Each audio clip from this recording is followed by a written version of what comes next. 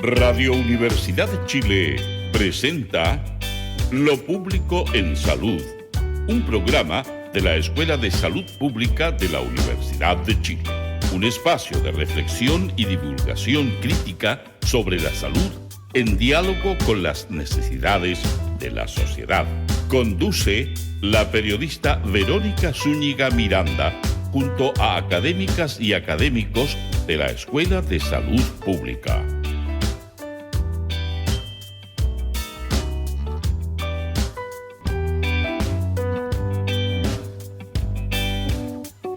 Muy buenos días, bienvenidas y bienvenidos a Lo Público en Salud aquí en Radio Universidad de Chile. Soy Verónica Zúñiga y hoy junto a la doctora Lorena Rodríguez desde la 102.5 FM Radio Universidad de Chile abrimos este puente de información que conecta la evidencia científica, conocimientos en salud pública y políticas públicas con la ciudadanía. Lo Público en Salud. Hola Lorena, ¿cómo estás? Hola, buenos días a todos y todas. Gracias por recibirme de nuevo en este espacio. Oye, sí, un gusto tenerte nuevamente como dupla en este programa, que es nuestro segundo programa del mes de julio. Ya vamos avanzando ya en nuestro programa acá en Radio Universidad de Chile. Hoy tenemos un programa interesante, como en realidad como todos nuestros programas. Sección, conversación, por supuesto música y también una entrevista que va en nuestro segundo bloque y es en torno a un tema que nos parece bien interesante abordar y es en torno a las distintas estrategias comunitarias de promoción y prevención en salud. Y en particular, hoy vamos a conocer a EPES.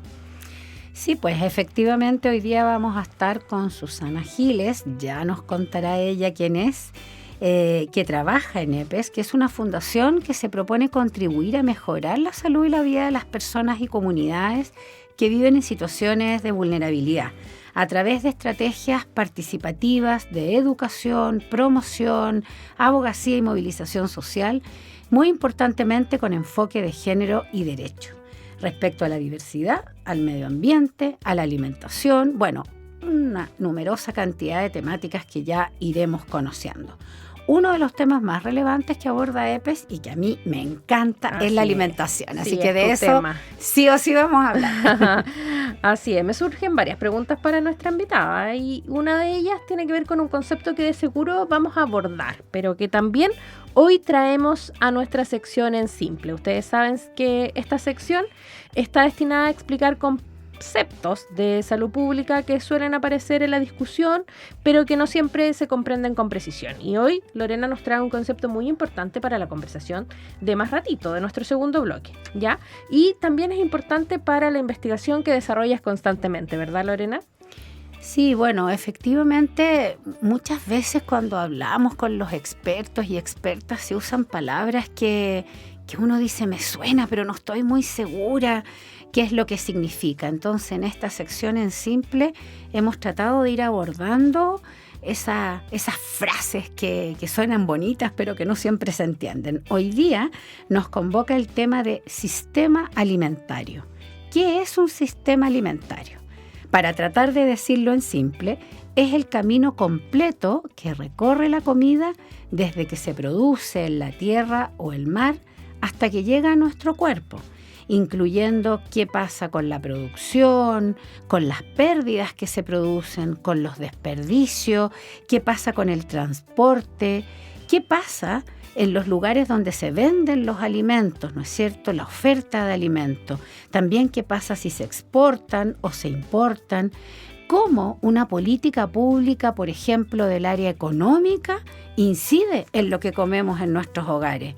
Raro, ¿no es cierto? Bueno, de algo de eso vamos a hablar después con nuestra invitada en la segunda parte de los sistemas alimentarios. Pero aquí, bajando un poco el tema, no se trata solo de la producción, ¿verdad? Sino de toda la red de las personas, de las instituciones y finalmente de las actividades que hacen posible que nos alimentemos, ¿o no? ¿Cómo funciona eso también? A ver, dame un ejemplo. Bueno, es bien interesante lo que tú dices, porque cuando hablamos de sistema alimentario no hablamos solo de productos, de alimentos, también estamos hablando de toda la red que rodea los alimentos, quiénes son los productores, personas, quiénes son los que comercializan, quiénes somos los que consumimos, lo que también llamamos como el ciclo del campo o del mar a la mesa.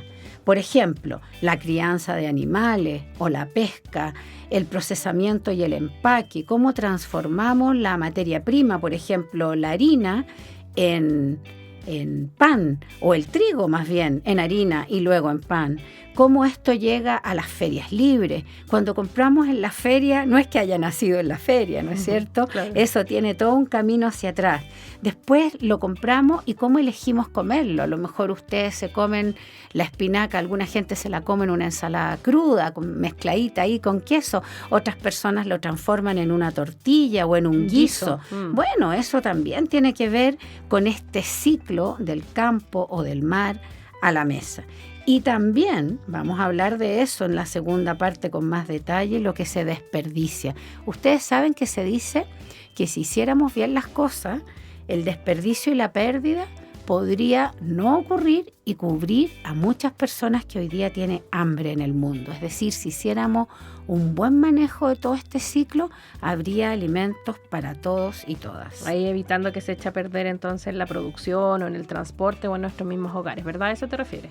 A eso me refiero, y también me refiero a que cuando estamos hablando de sistema alimentario, también estamos hablando de salud. ¿Qué tipo de alimentos están llegando a nuestra mesa? Esos alimentos que se produjeron en el campo y en el mar y llegaron casi directo a la mesa porque se lo compramos a un agricultor o a un pescador y luego lo cocinamos, o estamos hablando de un producto que dio muchas vueltas, entró a la industria, le agregaron aditivos, lo achicaron, lo agrandaron, le echaron agua, le sacaron aceite, no sé, y luego lo envasaron y llegó a nuestra mesa. Una vuelta mucho más larga, y eso tiene que ver con salud, fíjense, vamos a hablar también un poco más de eso. Y también tiene que ver con economía, ¿no es cierto? Pensando en que cómo potenciamos la producción de nuestros campesinos y campesinas, de nuestros pescadores y pescadoras, de aquellos que manejan un camioncito y llevan todos esos alimentos hasta los negocios donde nosotros los compramos, de cómo cuidamos el medio ambiente, si estamos ocupando más agua, menos agua, estamos ocupando más energía. Bueno, el sistema alimentario es todo eso que llamamos el engranaje social, económico y ambiental, que determina qué comemos, cómo se produce y el impacto que tiene en nuestra salud y en el medio ambiente. Muchísimas gracias, Lorena, entonces, por explicarnos qué es lo que es el sistema alimentario. Ya en un futuro programa también conversaremos contigo con el rol que tienes en otros grupos como en GETOP, que también trabajan este tema de sistemas alimentarios, y entendemos entonces que cuando hablamos de sistema es todo este conjunto, todo este engranaje social, ambiental, económico que involucra todo lo que comemos, qué impacto produce. Y no solo en nuestra salud, sino también en nuestro entorno. Así que vamos sumando entonces nuevos conceptos a esta sección de En Simple. Hoy día entonces escuchamos sistema alimentario. Otra de nuestras secciones estables es Tesis en 2 minutos, donde tratamos de demostrar que la Escuela de Salud Pública no solo enseña salud pública, sino que produce conocimiento, ¿verdad?, aplicado sobre problemas reales en los sistemas de salud, en las comunidades, en las instituciones, las políticas públicas y en las personas, que es en este caso. Vamos a escuchar hoy día a la doctorada en salud pública, María Angélica Saldías Fernández, y su tesis tiene que ver con el cuidado en el proceso de acompañamiento psicosocial de mujeres. Vamos a escuchar entonces el audio de la tesis en 2 minutos. Hola a todos y a todas, mi nombre es María Angélica Saldías, soy enfermera, académica asistente del Departamento de Enfermería de la Universidad de Chile y egresada del doctorado en Salud Pública de la misma casa de estudio. El título de mi tesis doctoral fue El cuidado en el proceso de acompañamiento psicosocial realizado por las duplas psicosociales en los establecimientos hospitalarios de salud pública a mujeres y personas gestantes que tuvieron acceso a la interrupción voluntaria del embarazo en Chile. La pregunta de investigación fue ¿cómo es el proceso de cuidado proporcionado por las duplas psicosociales que realizan este acompañamiento psicosocial? Lo que yo quise resolver se relacionó con una preocupante carencia de datos y estudios exhaustivos sobre cómo se están ejecutando estas prácticas de cuidado en los servicios de salud nacionales.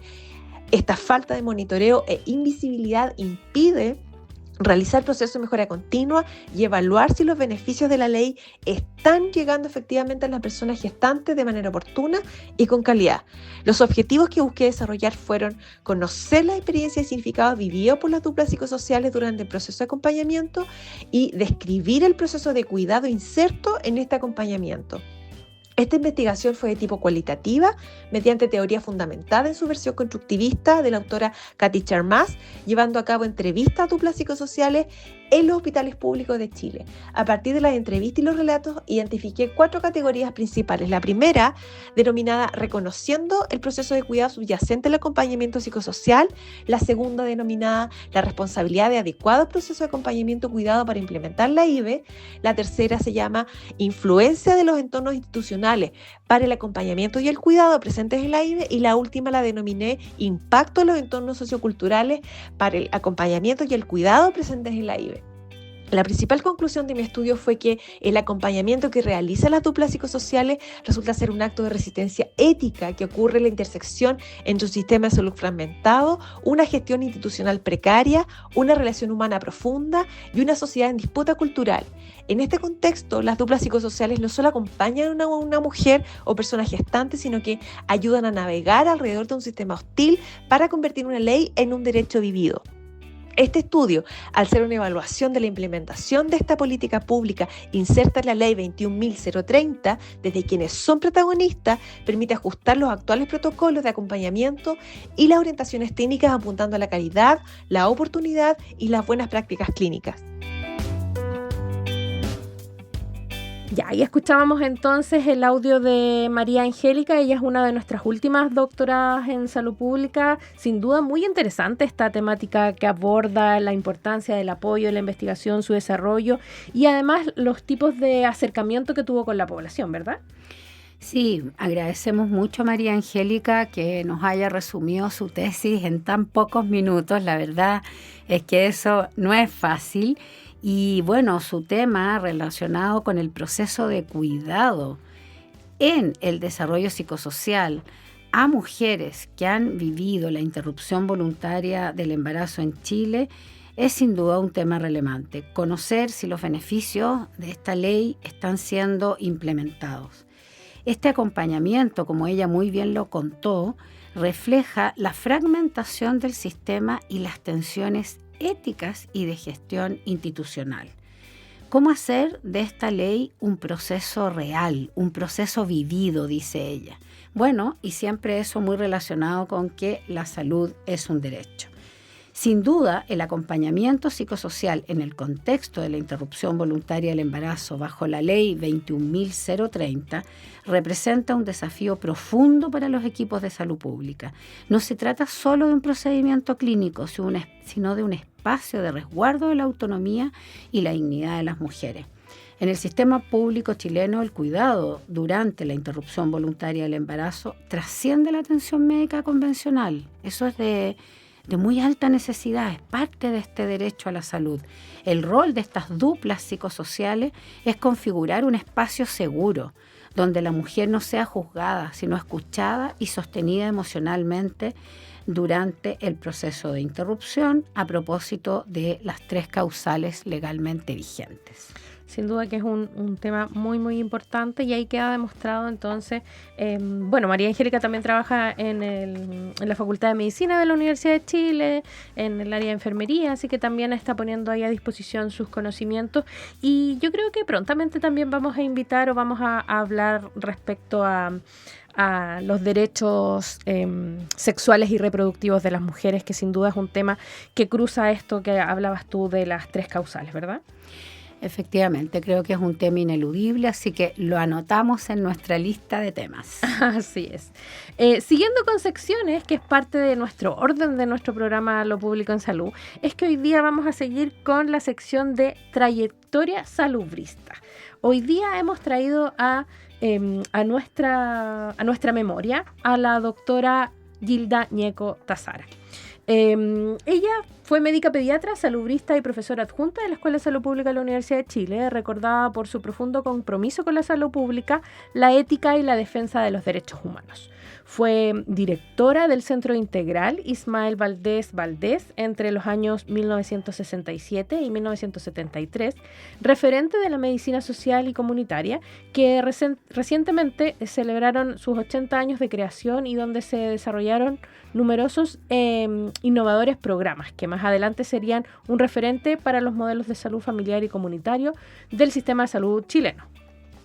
Bueno, efectivamente, Gilda es un personaje a recordar en la salud pública. Fíjense que en ese centro asistencial que ella dirigió, el Centro Ismael Valdés Valdés, se lograron destacados impactos en temas de desnutrición, mortalidad infantil y mortalidad materna. En aquellos años, recuerden que esos eran temáticas que afectaban fuertemente a nuestra población.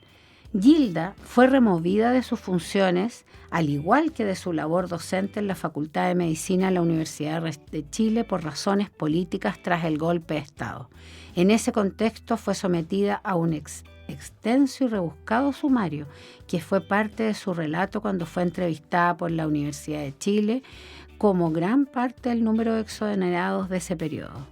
Gilda sufrió mucho con aquello. Cuando uno conversaba con ella, siempre recordaba ese periodo con gran tristeza. Para ella fue muy fuerte lo ocurrido, no solo porque la desvinculó de su quehacer en salud pública, en atención primaria, sino que también porque la desvinculó de su querida Escuela de Salud Pública.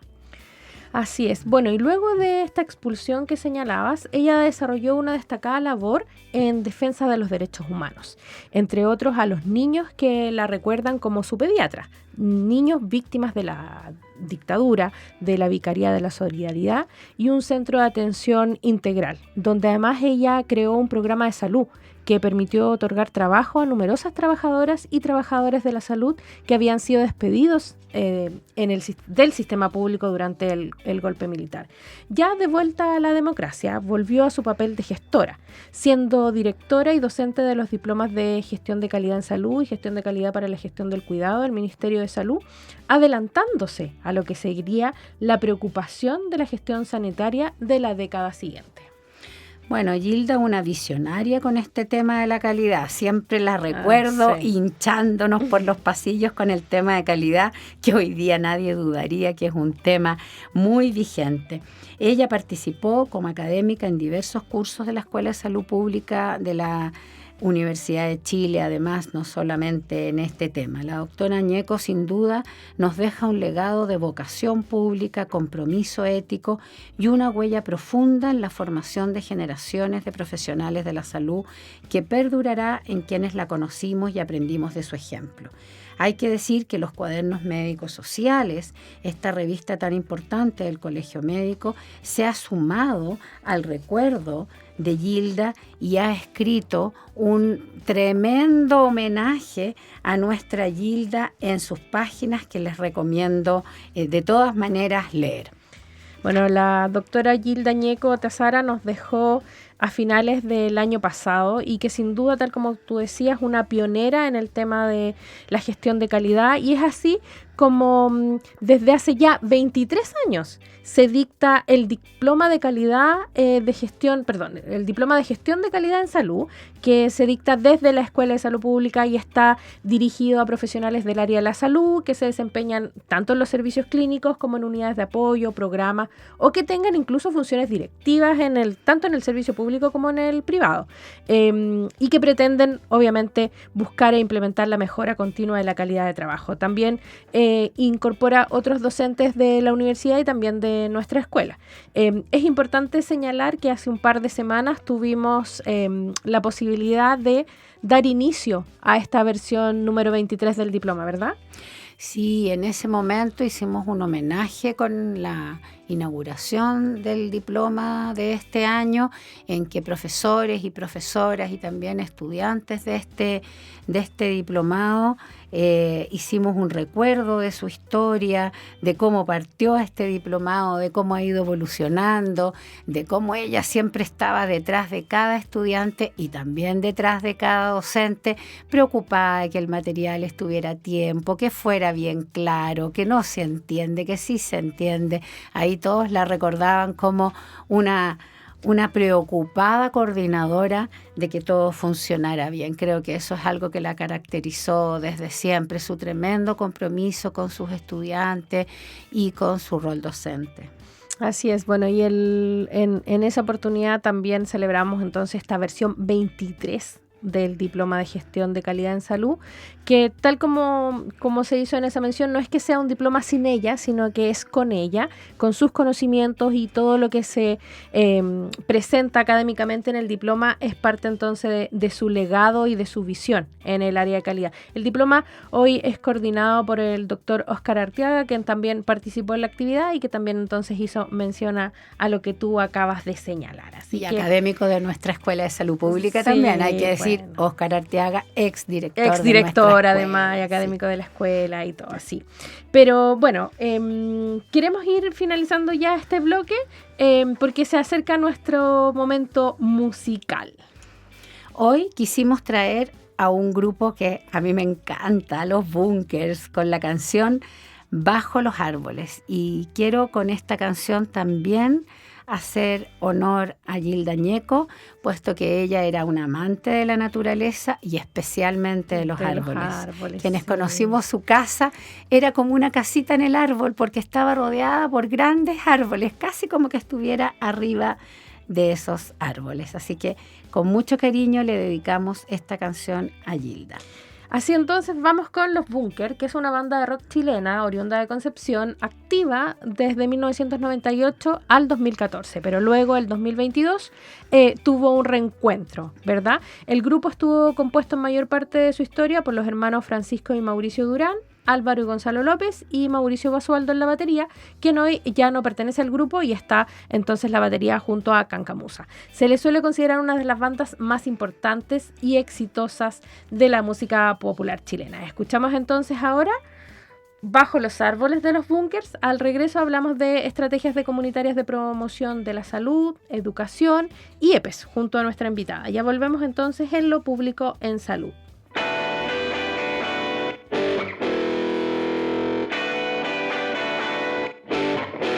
Todo lo que sé, no quiero olvidar, sentirme nacer una vez más. No paso de mí después de media tarde. Todo lo que sé nunca se debe a razones. Hoy me voy a recostar bajo los árboles y sentirme en algún lugar donde al fin pueda regresar. Hoy me voy a recordar como aquella tarde bajo los árboles, corriendo de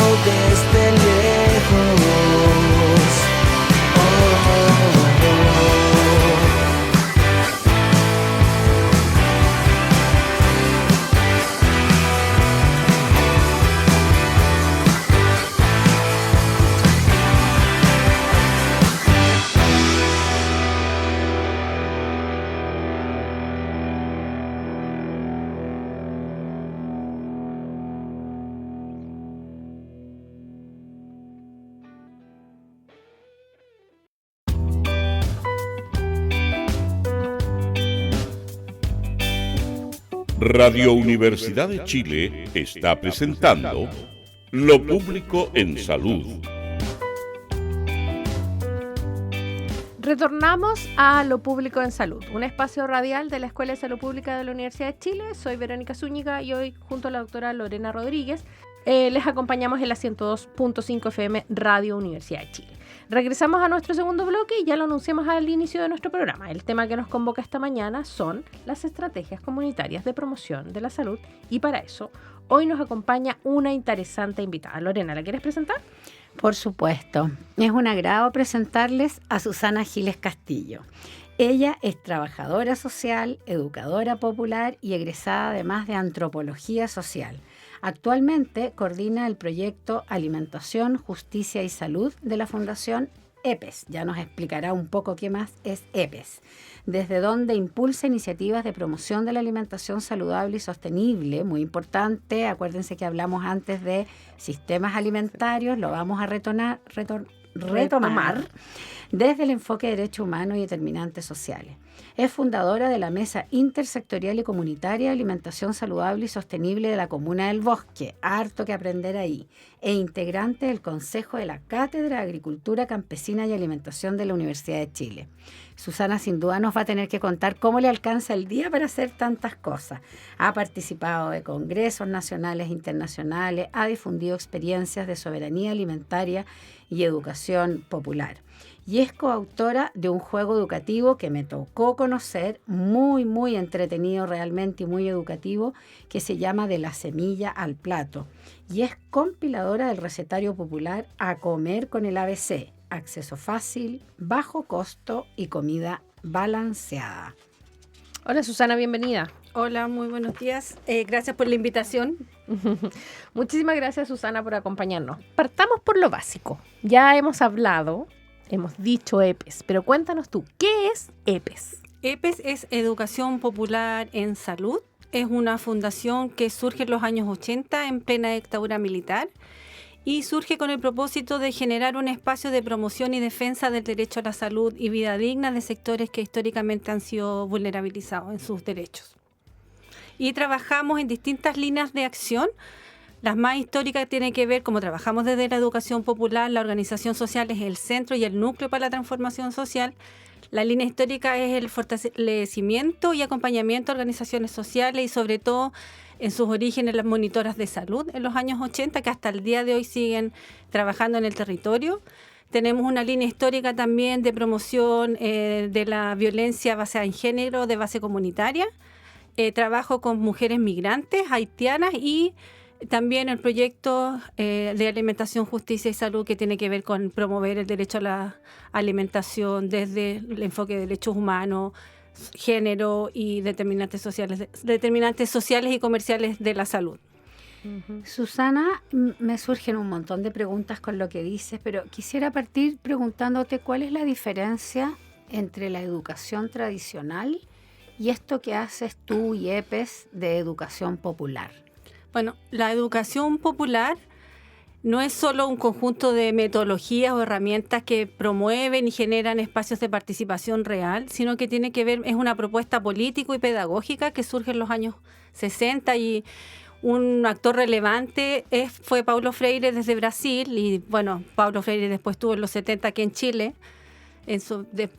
por la dictadura militar en Brasil y por eso hay mucha educación popular y se hace mucha educación popular acá en Chile y es un referente también desde Chile.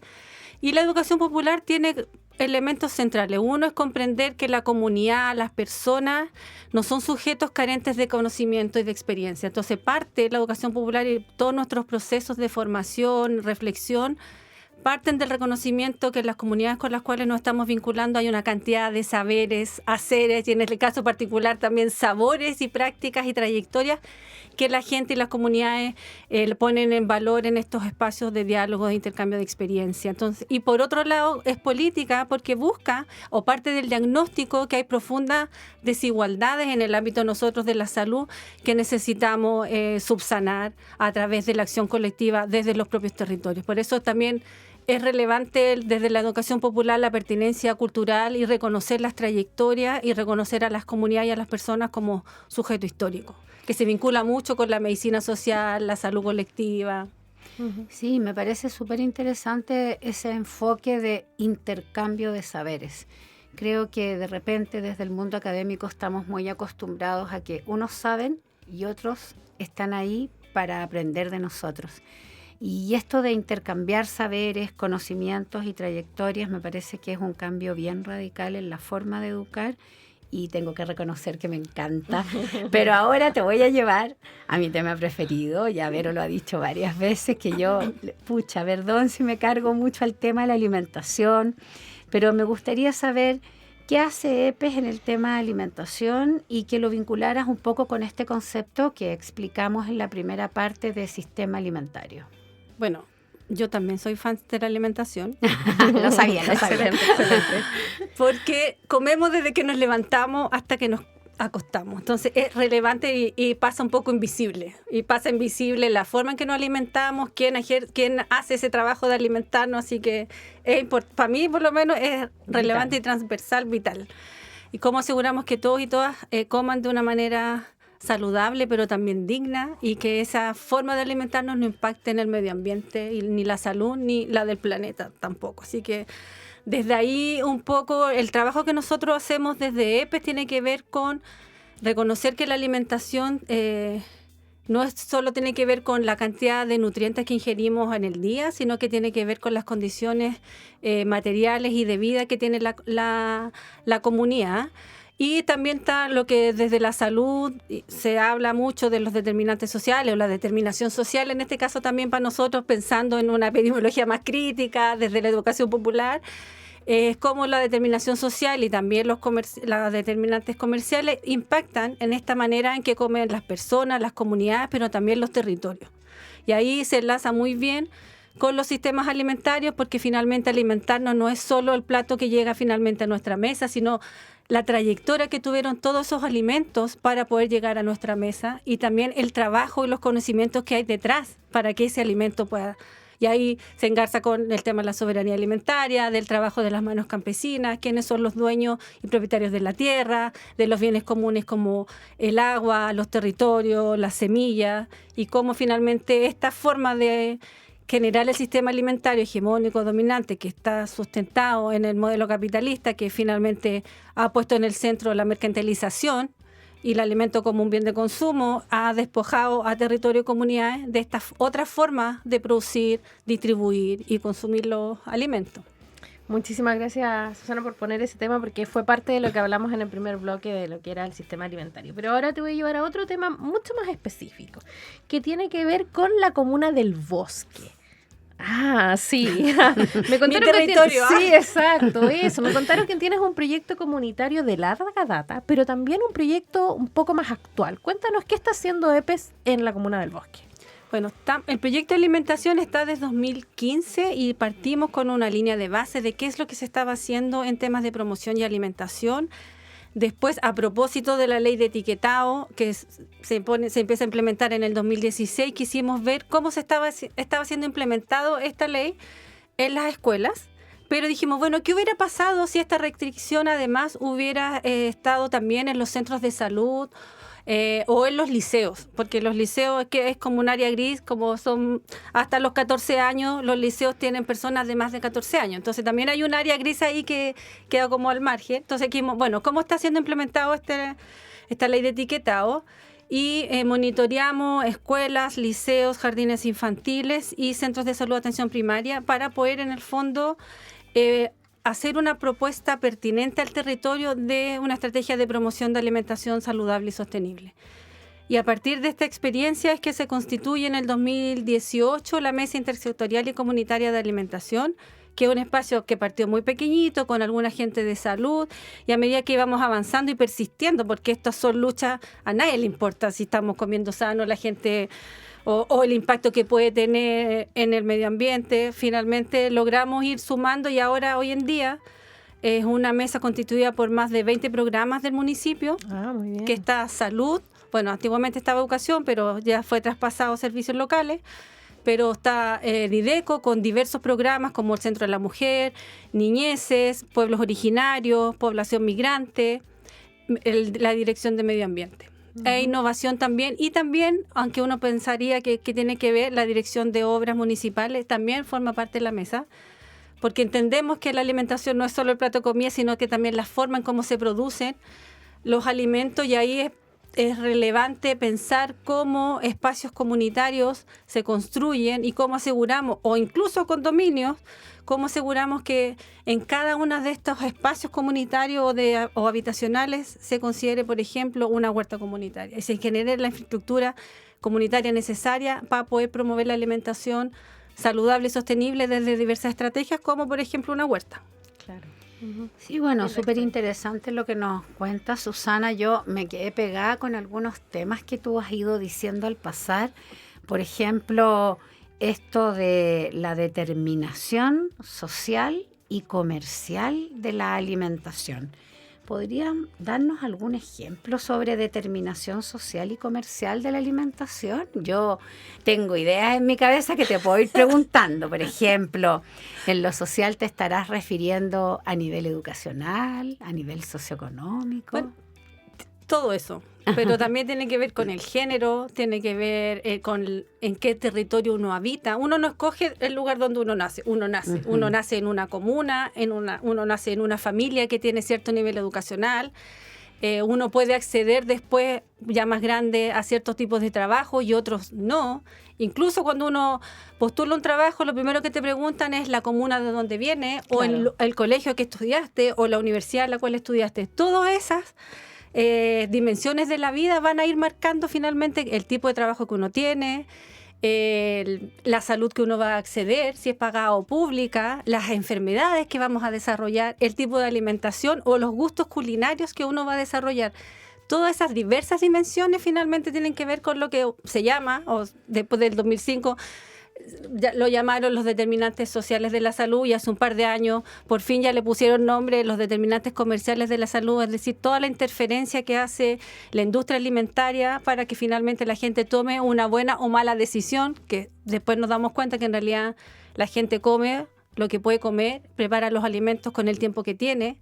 Así que ahí está esta permanente tensión entre las condiciones materiales de vida en las cuales uno desarrolla, crece, se enferma y muere. Está determinado por estas otras condiciones que tienen que ver con una estructura social, política, que finalmente organiza la sociedad de una manera donde finalmente hay clases sociales o grupos sociales que tienen condiciones más de privilegio y otras definitivamente no todo el mundo tenemos la misma carga de enfermedades. Entonces la carga de enfermedad está asociada por el nivel educacional, por el nivel de ingreso, el tipo de trabajo. Y también cuando uno va al ámbito privado, personal, también cómo se distribuyen las tareas de trabajo doméstico y de cuidado, sobre todo pensando en trabajo doméstico y de cuidado vinculado a la alimentación. La carga recae principalmente sobre las mujeres, y las mujeres son las que más cargas de enfermedades tienen asociadas a la alimentación. Entonces también cómo pensamos que esa carga de distribución de trabajo doméstico y de cuidado sea distribuida de manera equitativa al interior de los hogares y de los adultos responsables, y no que solo sean responsables las mujeres.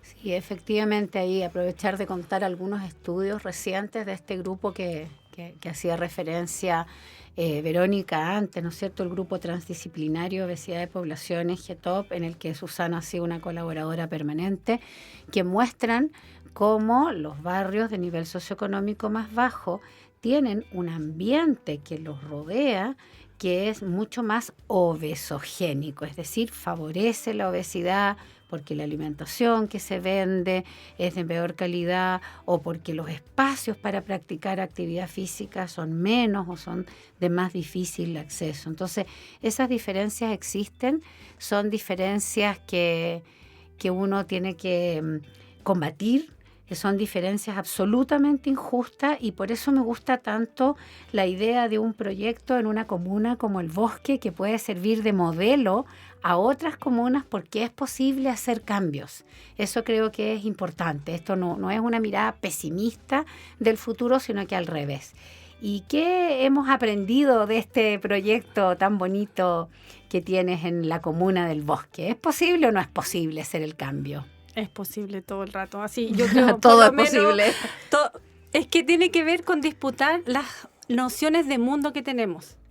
Y yo creo que no nos podemos ir a la casa pensando que no es posible transformar en la sociedad en la cual vivimos. Así como no podemos seguir viviendo en la manera que nos han impuesto en los últimos 60, 100 años.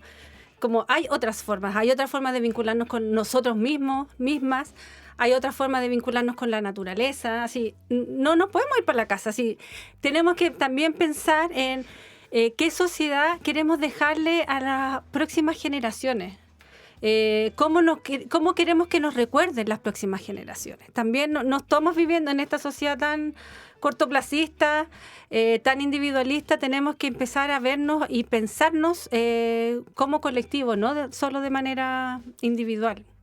Así que Sí, muy interesante eso, porque también hay que decir que todas estas acciones que nos cohesionan, que nos juntan como comunidad, redundan en mejor salud. Las poblaciones más cohesionadas, las comunidades más cohesionadas tienen mejor salud, y eso tiene mucho que ver con esto de lo público en salud, ¿no es cierto? Que nuestro programa trata en todos sus capítulos sobre la salud pública. Entonces me parece realmente muy atractivo que la Comuna del Bosque y todo el equipo comunal, pero también las organizaciones de la sociedad civil, la academia metida ahí, la Universidad de Chile, las fundaciones como EPE, estemos todos en pos de un mismo objetivo, que es mejorar el bienestar de la población. ¿Quieres hacer algunos comentarios finales? Porque no sé, Vero, ¿cuánto nos queda? No, si llamamos los comentarios finales, pero solo sumar a eso que es súper interesante poder escucharte cuando en otros capítulos también, por ejemplo, hemos hablado de los determinantes sociales. Entonces ya hemos puesto sobre la marcha, sobre la mesa también, qué significan y cómo estos nos afectan, ¿verdad? Sí, todo el rato. Sí, yo, primero agradecer la invitación. Y olvidaba también mencionar el proyecto que estamos ejecutando con la Universidad de Chile, la Cátedra de Agricultura Campesina y Alimentación, en la cual formo parte también, soy como una infiltrada de la sociedad civil.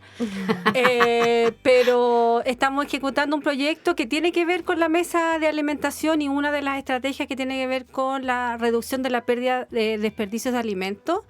Y ahí vamos a desarrollar un modelo o co-desarrollar un modelo participativo con la comunidad, la universidad, EPE y el municipio para generar una política de rescate de alimentos. Entonces van a tener dos vías en el fondo, una un microbanco de alimentos y otra la recuperación de residuos orgánicos, todo esto en feria. Así que también he escuchado a los amigos de Brasil que la Lorena nos presentó, y siempre lo menciona, si para problemas complejos necesitamos soluciones estructurales.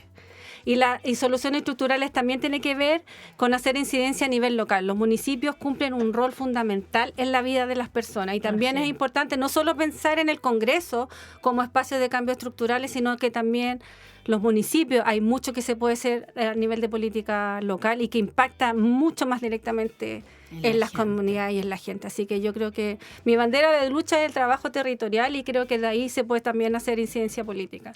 Oye, no solo y hacer los cambios que mencionamos de los determinantes sociales. Esos cambios estructurales que necesitamos es posible de hacerlos desde los gobiernos locales también.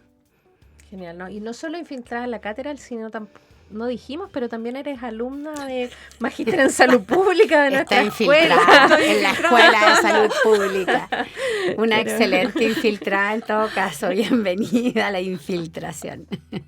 Así es. Oye, me gustó esto de pensar incluso desde el ámbito de la alimentación, de los sistemas alimentarios y de la educación popular que tú señalabas, qué sociedad queremos dejar a las otras generaciones. Qué importante eso, porque de pronto uno piensa que eso tiene que ver con otros ámbitos, pero que muy bien tú lo pones en unos ámbitos que además son muy cercanos, como es la alimentación, que es algo vital en nuestra vida, en nuestro diario a día, como decías. Un derecho. Así es, el derecho a la alimentación. Exacto. Sí. Oye, finalmente, Susana, tenemos un espacio final que tiene que ver con recomendaciones. No sé si nos trajiste algún libro, medio que lo alguna olvidé, obra. pero es a propósito de lo que tú señalabas, que no es mi idea, pero me hizo mucho sentido cuando lo leí el libro. Lo leí el año pasado, pero dije, este libro es pertinente para este programa. No recuerdo el autor, pero lo pueden googlear, que en el fondo cómo ser un buen antepasado, así se llama el libro. Ya. Y cómo romper la lógica cortoplacista, de pensar en el aquí y en el ahora, sino que justamente es cómo queremos que nos recuerden nuestros antepasados, cómo queremos ser recordados. Exacto. Cuando nosotros ya no estemos. ¿Qué planeta, qué sociedad, qué tipo de vínculos queremos queremos construir ahora para las próximas y futuras generaciones? Así que ese libro a mí me encantó. ¿Cómo se llamaba? ¿Cómo ser un buen antepasado? ¿Cómo ser un buen antepasado? Porque Ya en algún momento de nuestra vida, o cuando ya no estemos, seremos antepasados. Ya sé por qué no te acuerdas del autor. Dale, porque dale. su nombre es muy difícil. Sí, Se no. llama Román y no me atrevería a repetir el apellido, pero es algo así deletréalo. como Krnarik. Es con K al principio y con C al final. Pero efectivamente, si lo buscan en internet, lo van a encontrar Es rápidamente. un excelente libro inspirador, hace toda una revisión historiográfica de cómo las sociedades se fueron construyendo, y a propósito de la alimentación y este vínculo entre el cerebro cortoplacista y el cerebro largoplacista. El primer acto del cerebro largoplacista fue cuando el ser humano recogió la primera semilla y la guardó para una cosecha futura. Entonces se vincula mucho con la alimentación. Y con la soberanía Y con la soberanía alimentaria. Qué lindo. Entonces, Ya. no, es un Excelente. libro muy entretenido. Ineludible el libro. Excelente cierre, Susana. Muchísimas gracias por acompañarnos. Éxito en todas tus banderas que tienes. Muchas gracias por venirnos a presentar. Gracias a ustedes por la invitación. EPES. Lorena, muchísimas gracias por acompañarme también en este capítulo. Gracias, Vero, y gracias, Susana. Muy entretenido capítulo, y te vamos a invitar cuando el proyecto termine. Queremos saber los resultados. Ahí lo contamos juntas. Eso. Ya, y vamos cerrando entonces un nuevo capítulo de este programa de la Escuela de Salud Pública. Nos escuchamos el próximo miércoles a las 11 de la mañana para seguir analizando lo que nos afecta a todos los públicos en salud. Recuerden que podrán escuchar este programa en las plataformas y redes sociales de nuestra escuela. Síganos, los esperamos. Lo público en salud, porque la salud es ante todo pública. Buenas tardes. Radio Universidad de Chile presentó Lo Público en Salud, un programa de la Escuela de Salud Pública de la Universidad de Chile. Un espacio de reflexión y divulgación crítica sobre la salud en diálogo con las necesidades de la sociedad. Condujo la periodista Verónica Zúñiga Miranda, junto a académicas y académicos de la Escuela de Salud Pública.